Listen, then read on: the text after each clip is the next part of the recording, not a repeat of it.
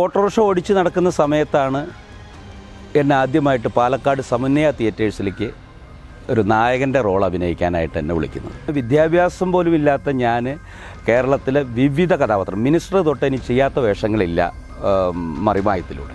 വിമാനം ഈ മുകളിലൂടെ തുമ്പി പോകുന്ന പോലെ ഞാൻ കണ്ടിട്ടുള്ളൂ. അങ്ങനെയുള്ള എനിക്ക് ആദ്യമായിട്ടൊരു ഗൾഫ് ഷോ.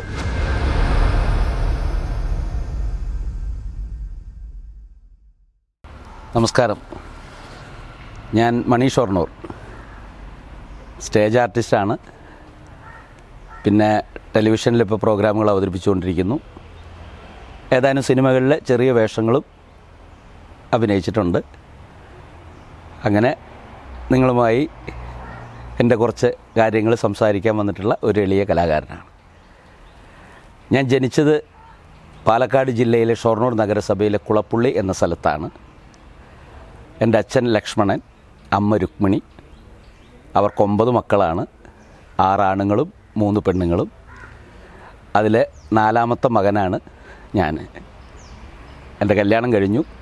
ഭാര്യ തൃശ്ശൂർ സ്വദേശിയാണ്, സുമ. മൂത്ത മകൻ +1 പഠിക്കുന്നു, അഭിഷേക്. മോള് 7ലേക്ക് എത്തി, അഭിരാമി. ഇതാണ് എൻ്റെ വീട്ടിലെ പശ്ചാത്തലം. ഞാൻ സമ്പന്ന കുടുംബത്തിലല്ല ജനിച്ചത്. ഒരു പാവപ്പെട്ട കുടുംബത്തിലാണ് എൻ്റെ ജനനം. വർഷങ്ങൾക്ക് മുമ്പായതുകൊണ്ട് തന്നെ വളരെ ദാരിദ്ര്യം നിറഞ്ഞ ഒരു ജീവിതമായിരുന്നു.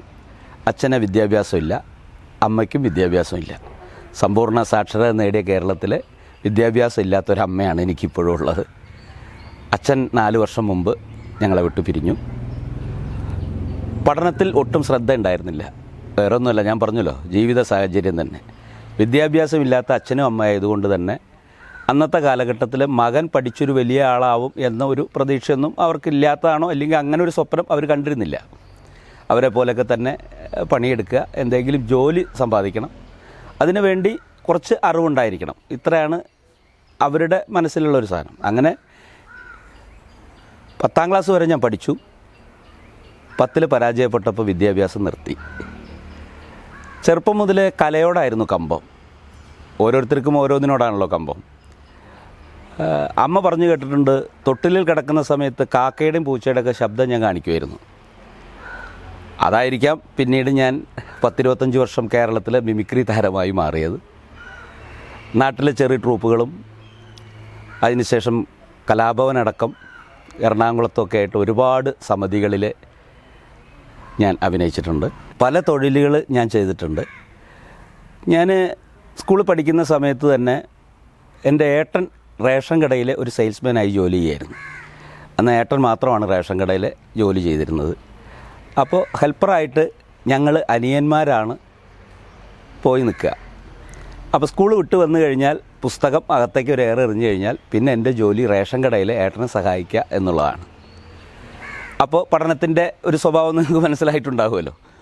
എന്തോ ഒരു ദൗത്യം പോലെ സ്കൂളിൽ പോവും, മുടങ്ങാതെ പോവും. എന്നും സ്കൂളിൽ പോകുന്നത് കൊണ്ട് തന്നെ തോൽക്കാതെ 10ാം ക്ലാസ് വരെ എത്തിയെന്നുള്ളതൊരു അത്ഭുതമാണ്. 10ലെത്തിയപ്പോഴാണ് ജയിക്കാൻ മാർക്ക് വേണമെന്നുള്ളത് എനിക്ക് തന്നെ ബോധ്യമായത്. അങ്ങനെയാണ് ഞാൻ തോറ്റത്. അപ്പോൾ 7ാം ക്ലാസ് മുതൽ തന്നെ റേഷൻ കടയിലെ ഏട്ടനെ ഹെൽപ്പ് ചെയ്യാനായിട്ട് പോവും. അപ്പോൾ ഈ അച്ഛൻ ഒരു 30 വർഷം മുമ്പ് തന്നെ കമ്പനി പണിയൊക്കെ നിർത്തി. കാലിനൊരു ചെറിയ മുറിയൊക്കെ ആയിട്ട് നിർത്തിയപ്പോൾ പിന്നെ ഞങ്ങൾ മക്കളാണ് പല തൊഴിലുകളെടുത്ത് കുടുംബത്തിൻ്റെ രക്ഷകരായി മാറിയത്. അതിനെൻ്റെ ഏട്ടനാണ് ഏറ്റവും കൂടുതൽ മുന്നിൽ നിന്നത്. ഏട്ടൻ്റെ ഉപദേശങ്ങളും നിർദ്ദേശങ്ങളും, ഏട്ടനെ ബഹുമാനിച്ചും ഏട്ടൻ പറയുന്നത് കേട്ടും ഒരു നൂലിൽ കോർത്ത മുത്തുകളെപ്പോലെ 9 പേരും ഇന്നും ഒരേ അഭിപ്രായത്തിൽ ജീവിക്കുന്നു എന്നുള്ളത് ഏട്ടനിൽ നിന്ന് ഞങ്ങൾക്ക് കിട്ടിയ അനുഗ്രഹമാണ്. അപ്പോൾ അങ്ങനെ സ്കൂൾ പഠിക്കുന്ന സമയത്ത് ക്ലാസ് വിട്ടു വന്നാൽ ഉടനെ റേഷൻ കടയിലെത്തും. ഈ റേഷൻ കടയിൽ വരുമാനം പോരാത്തത് കൊണ്ട് ഒരു സോഡ കമ്പനി ഞങ്ങളായിട്ട് തന്നെ തുടങ്ങി. അങ്ങനെ സോഡ കമ്പനിയിൽ ഞാൻ സോഡാ പണി എടുത്തു. അത് കഴിഞ്ഞിട്ട് സോഡാ കമ്പനി നിർത്തിയ സമയത്ത് വീണ്ടും ജീവിക്കാനുള്ള മാർഗത്തിന് വേണ്ടി പെയിൻറ്റിങ് പണിക്ക് പോയിട്ടുണ്ട്. ആ സമയത്താണ് എൻ്റെ കൂട്ടുകാരൊക്കെ 10ാം ക്ലാസ് തോറ്റവർ പലരും ഓട്ടോറിക്ഷ ഡ്രൈവർമാരായിരുന്നു. അങ്ങനെ ഞാൻ ഓട്ടോറിക്ഷ ലൈസൻസ് എടുത്ത് കുളപ്പുള്ളിയിലെ 15 വർഷത്തോളം ഓട്ടോ ഡ്രൈവറായി. ഈ സമയത്തൊക്കെ ഞാൻ ഒഴിയാതെ എപ്പോഴും സ്റ്റേജ് പ്രോഗ്രാമുകൾ ചെയ്യുമായിരുന്നു. എൻ്റെ കുട്ടിക്കാലത്തെ ഞാൻ ആഗ്രഹിച്ചത് ഒരു കലാകാരനാവാൻ തന്നെയാണ്. അതെന്തുകൊണ്ടാണ് ആഗ്രഹിച്ചതെന്ന് പറഞ്ഞു കഴിഞ്ഞാൽ, അന്ന് കുളപ്പുള്ളിയിലെ അമേച്ചർ നാടകങ്ങൾ സംവിധാനം ചെയ്യും അഭിനയിക്കുകയും ചെയ്തിരുന്നു എൻ്റെ വലിയേട്ടൻ പൊന്നു ബാലസുബ്രഹ്മണ്യൻ. റേഷൻ കട ജോലി കഴിഞ്ഞാൽ രാത്രി ക്ലബ്ബുകളുടെ നാടകം ഡയറക്റ്റ് ചെയ്യാൻ പോവും, അതിൽ അഭിനയിക്കും. അന്ന് റേഷൻ കടക്കാരൻ്റെ കയ്യിൽ വൈകുന്നേരം ആയി കഴിഞ്ഞാൽ ബാഗിൽ കുറേ പൈസ ഉണ്ടാവും. അപ്പോൾ ഏട്ടൻ ഒറ്റയ്ക്ക് വരില്ല, അപ്പോൾ ബോഡി ഗാർഡായിട്ടൊരാൾ വേണം, അത് ഞാനായിരിക്കും. അങ്ങനെ റേഷൻ കട പൂട്ടിക്കഴിഞ്ഞാൽ അവിടെ നിന്ന് നേരെ ഞങ്ങൾ പോകുന്ന ഈ ക്ലബ്ബുകളുടെ നാടകം പഠിപ്പിക്കാനാണ് ഏട്ടൻ. അപ്പോൾ അത് കണ്ടുകൊണ്ടേ ഇരിക്കും ചെറുപ്പം മുതൽ. അങ്ങനെ ഈ നാടക അഭിനയവും നാടകം പഠിപ്പിക്കുന്നതൊക്കെ കണ്ട് എനിക്കും ഒരു കലാകാരനാവണമെന്നുള്ള ആഗ്രഹം മുള പൊട്ടിയത് അങ്ങനെയാണ്. എൻ്റെ കലാജീവിതത്തിൻ്റെ തുടക്കം ഞാൻ 7ാം ക്ലാസ് പഠിക്കുമ്പോഴാണ്. ആനിവേഴ്സറിക്ക് നാടകം സ്കൂളിലെ അധ്യാപകരാണ് വിദ്യാർത്ഥികളെ കണ്ടെത്തിയിട്ട് നാടകം പഠിപ്പിക്കുന്നത്. അങ്ങനെ ഒരാൾ കൂടി കള്ളനായി എന്നുള്ള 11 രംഗങ്ങളുള്ള 3 മണിക്കൂർ നേരമുള്ള ഒരു വലിയ നാടകമാണ് അന്ന് അധ്യാപകർ തിരഞ്ഞെടുത്തത്.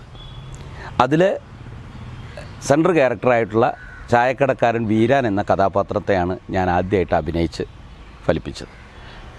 അന്ന് ആ നാടകം വളരെ ഭംഗിയായിട്ട് ഞാൻ അഭിനയിച്ച് കാണിച്ചപ്പോൾ അധ്യാപകർക്ക് എന്നോട് കൂടുതൽ കമ്പം തോന്നിയിട്ട് ആ നാടകം കയറുന്നതിന് മുമ്പ് ഒരു മോണാക്റ്റ് അവതരിപ്പിക്കാൻ പറഞ്ഞ് എനിക്കൊരു മോണാക്റ്റും പറഞ്ഞു തന്നു. ആ മോണാക്റ്റിലൂടെയാണ് ആദ്യമായിട്ട് ഞാൻ സ്റ്റേജ് കയറുന്നത്. ആ മോണാക്റ്റിൻ്റെ അനുഭവമായിരിക്കാം പിന്നീട് ഞാൻ മിമിക്രി താരമായി മാറിയത്. ആ നാടകത്തിൻ്റെ അഭിനയവും അതിൻ്റെ അനുഭവമായിരിക്കാം പിന്നീട് ടെലി പരിപാടികളിലും സിനിമയിലൊക്കെ എത്തപ്പെട്ടത്. അങ്ങനെ ഓട്ടോറിക്ഷ ഓടിച്ച് നടക്കുന്ന സമയത്താണ് എന്നെ ആദ്യമായിട്ട് പാലക്കാട് സമന്വയ തിയേറ്റേഴ്സിലേക്ക് ഒരു നായകൻ്റെ റോൾ അഭിനയിക്കാനായിട്ട് എന്നെ വിളിക്കുന്നത്. അന്ന് ഞാൻ പോയി ആ നാടകത്തിൽ അഭിനയിച്ചു. അവർക്ക് ഭയങ്കര ഇഷ്ടമായി. പക്ഷേ അത് കുറച്ച് ചെറുപ്പക്കാർ കൂടി സുരേഷ് എന്ന് പറയുന്ന ഒരാൾ അതിൻ്റെ പ്രൊഡ്യൂസറായിട്ട് നിന്നിട്ടാണ് ആ സമിതി തുടങ്ങുന്നത്. വളരെ ദാരിദ്ര്യം നിറഞ്ഞായിരുന്നു ക്യാമ്പിലെ ജീവിതമൊക്കെ. അപ്പോൾ അങ്ങനെ എല്ലാവരും തട്ടിക്കൂട്ടി തുടങ്ങിയ ആ നാടകം കളിച്ചുകൊണ്ടിരിക്കുമ്പോൾ എനിക്ക് ആദ്യം അതിൽ നിന്ന് കിട്ടിയത് 150 രൂപയാണ് അന്ന്. ആ നാടകത്തിന് നായകനായി കളിച്ചുകൊണ്ടാണ് എനിക്ക് 150 രൂപ വെച്ച് കിട്ടിയത്.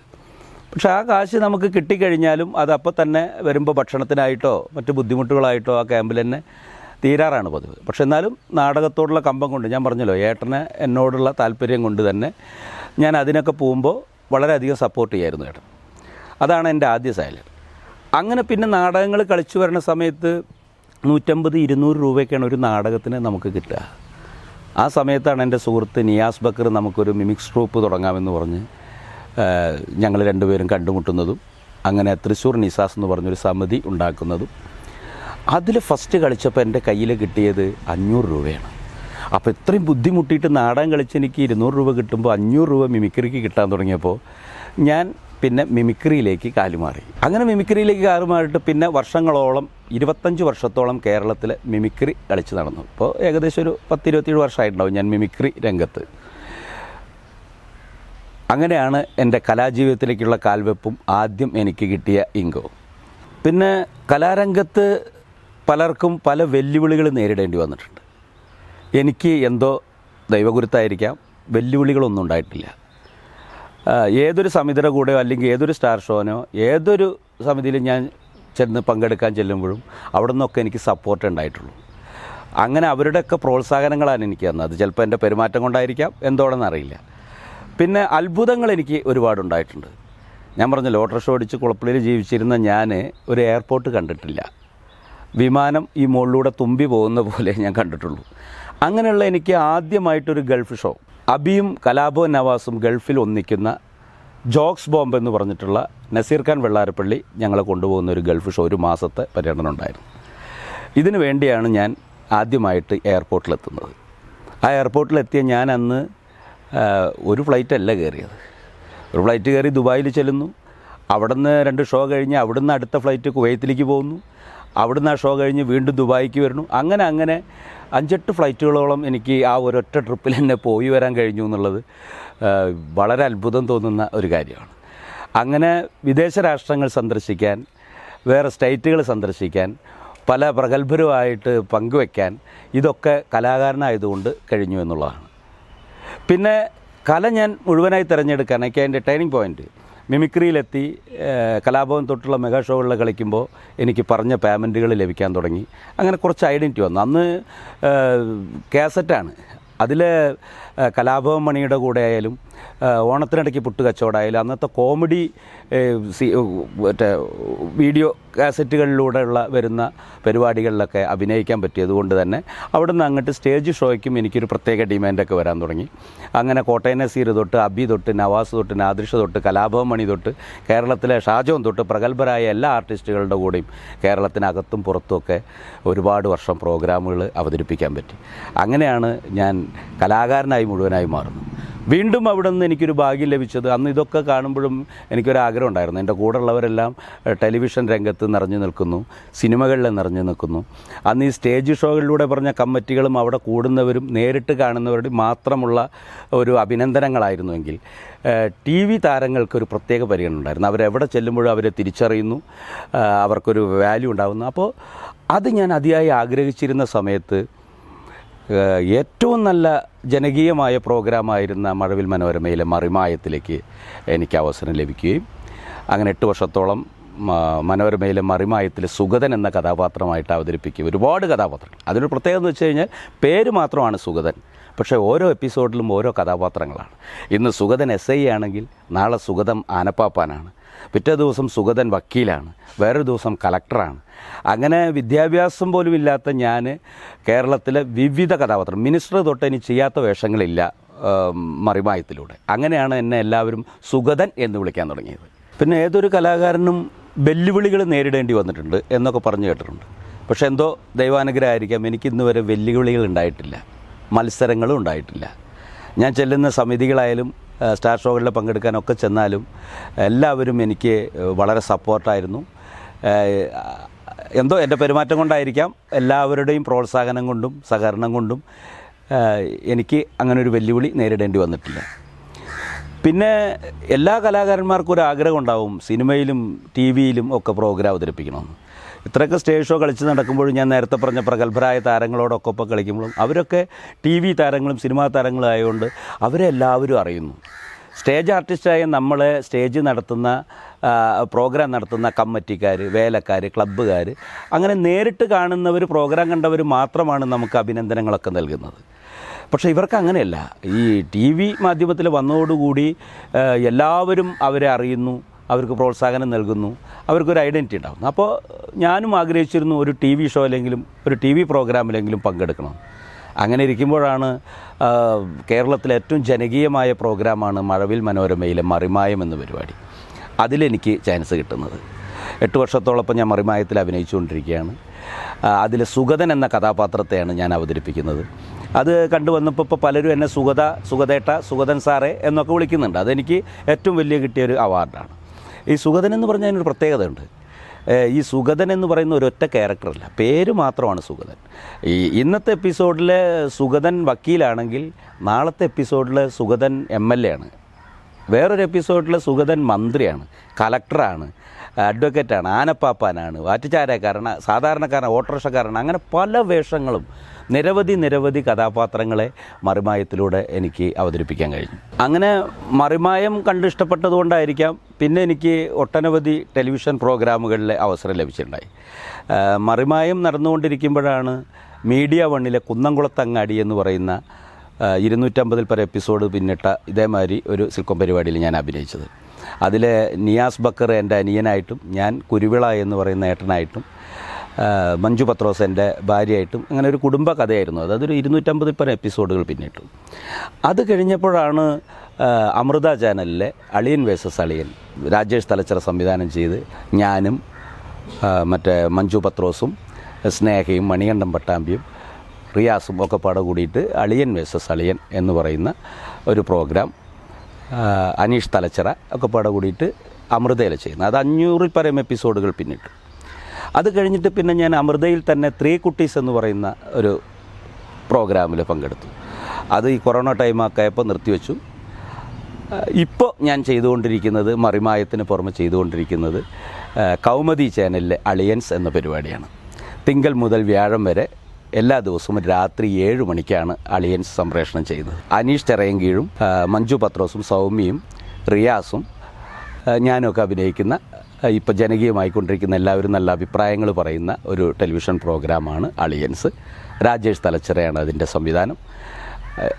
ഒഴിവുള്ളപ്പോൾ അത് കാണുക, പ്രോത്സാഹിപ്പിക്കുക. കലാകാരനായതിൻ്റെ ശേഷം സത്യം പറയാലോ ദാരിദ്ര്യമില്ലാതെ എന്നാൽ ഒരുപാട് സമ്പാദിച്ചിട്ടൊന്നുമില്ല, എന്നാലും നിത്യജീവിതം സുഖകരമായി മുന്നോട്ട് പോകുന്ന ഒരവസ്ഥയിലാണ് ഇപ്പോൾ ഞാൻ.